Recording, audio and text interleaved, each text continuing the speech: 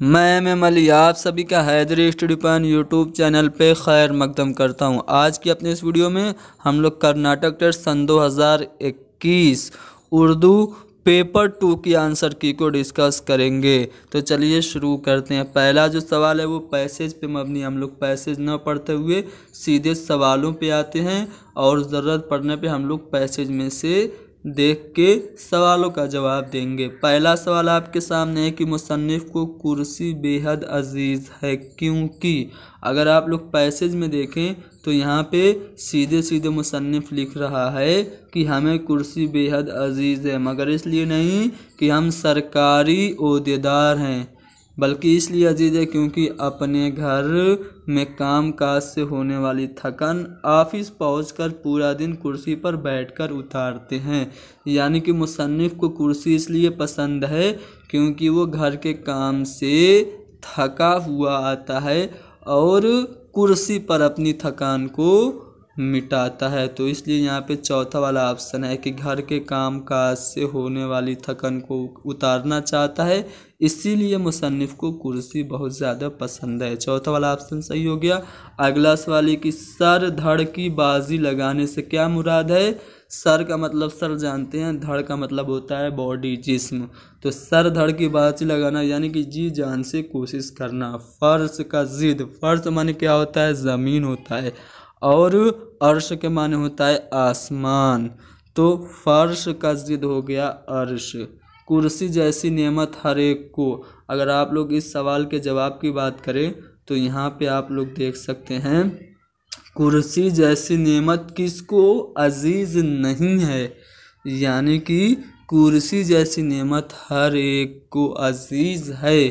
तो अगर ऑप्शन में देखें तो यहाँ पे थर्ड वाला ऑप्शन सही हो जाएगा। कुर्सी जैसी नेमत हर एक को अजीज़ होती है। यहाँ पे थर्ड वाला ऑप्शन सही है। सरफराज का गैर मुतरादिफ यानी कि अपोजिट पूछा जा रहा है, तो सरफराज का सर बुलंद सुरखरू सरसार ये तो हम माना हो गया, मुतरादिफ हो गया, लेकिन सर नेगू ये गैर मुतरादिफ होगा। तो हमारा जवाब चौथा वाला ऑप्शन हो जाएगा। 4th क्लास एम्प्लॉयज़ को कुर्सी मिलने पर वो अपने आप को कैसा महसूस करते हैं। तो यहाँ पे 4th क्लास एम्प्लॉयज़ के बारे में बात हो रही है कि जब उनको कुर्सी मिलती है तो वो सरकारी मुलाजिम होने का बरमला इजहार करते हैं। यानी कि 4th क्लास एम्प्लॉयज़ को कुर्सी मिलने पर वो अपने आप को सरकारी मुलाजिम समझते हैं। तीसरा वाला ऑप्शन सही है।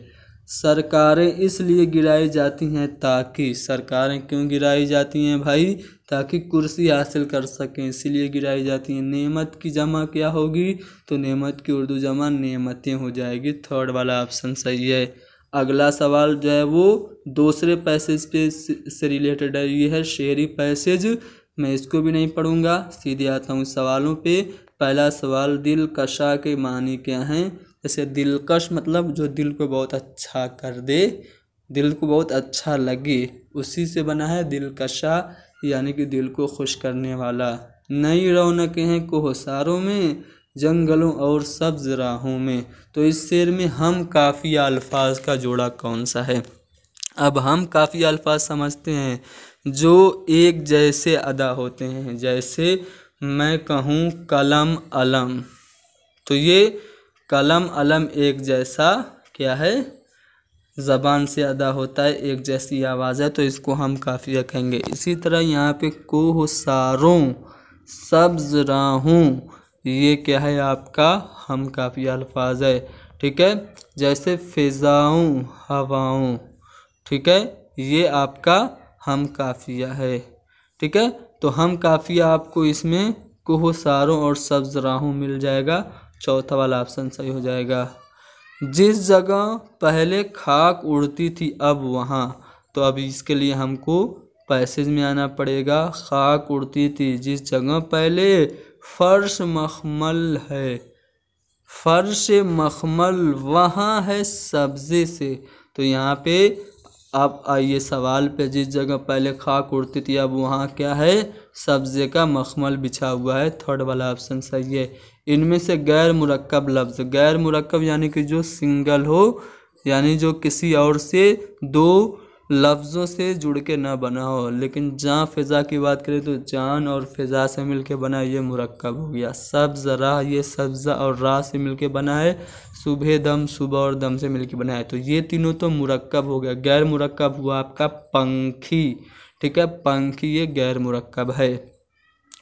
उसके बाद अगला सवाल कि बिछड़े हुए पूरे बरस के मिलते हैं, इससे शायर की मुराद क्या है? तो पैसेज पढ़िए, मुराद समझ में आएगा। सब्ज़ उगता है फूल खिलते हैं, बिछड़े पूरे बरस के मिलते हैं। तो यहाँ पे बिछड़े पूरे बरस के मिलते हैं, इससे मुराद शायर का फूल और सब्ज़ा है। सब्ज़ा और फूल यही दोनों के बारे में शायर कह रहा है कि बिछड़े पूरे बरस के मिलते हैं। तो यहाँ पे सब्ज़ा और फूल दूसरा वाला ऑप्शन सही हो गया। मोतियों से तस्बीह किसको दी गई है? तो बारिश के कतरों को मोतियों से तस्बीह दी गई है। बन के माने होता है जंगल, हिंदी शब्द है बन, बन के माने जंगल। तो बिन के माने क्या होगा? बिन के माने बेटा होगा। जैसे हम कहते हैं ना, जो टेररिस्ट था पहले ओसामा बिन लादेन, तो ओसामा बिन लादेन यानी ओसामा लादेन का बेटा। तो बिन के माने बेटा हो गया हमारा सही जवाब। वो हरूफ जो जुमलों को जोड़ते हैं उनको हम लोग हरूफ रब्त कहते हैं। हरूफ रब्त जो जुमलों को जोड़ते हैं। मशहूर शख्सियात की हालात ज़िंदगी और कारनामों की तहरीर क्या कहलाती है? जैसे हाली ने सर सैयद के बारे में लिखा, तो वो सर सैयद की सवाने हयात बन गई, जिसका नाम उन्होंने हयात जावेद रखा।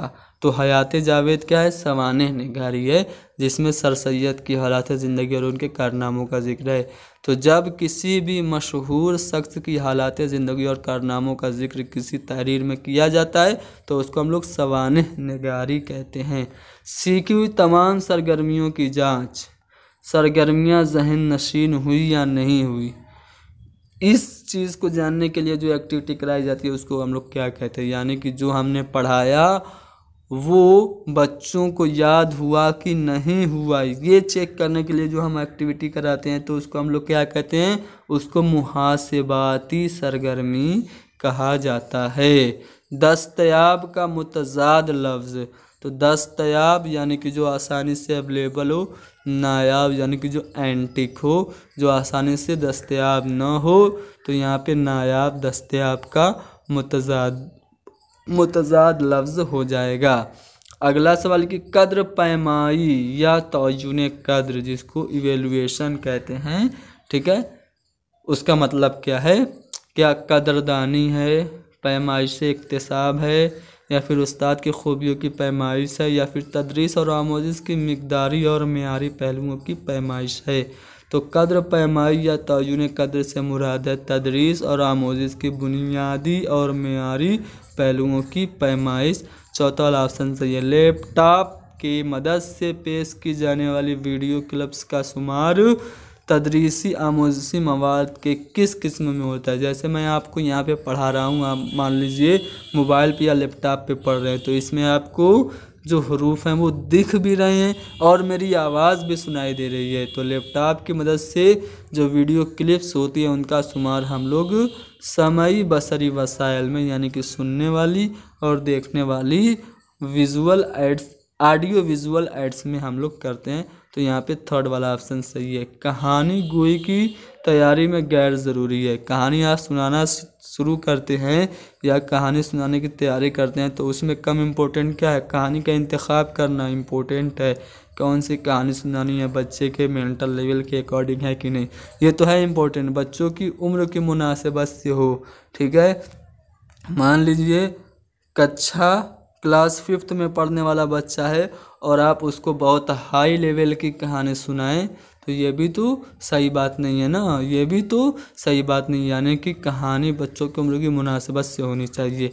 कहानी से कब्ल और बाद दी जाने वाली सरगर्मियों की शनाख्त करनी चाहिए, लेकिन सुनी हुई कहानी फिर से सुनाना ये गैर ज़रूरी है कहानी गोई की तैयारी में।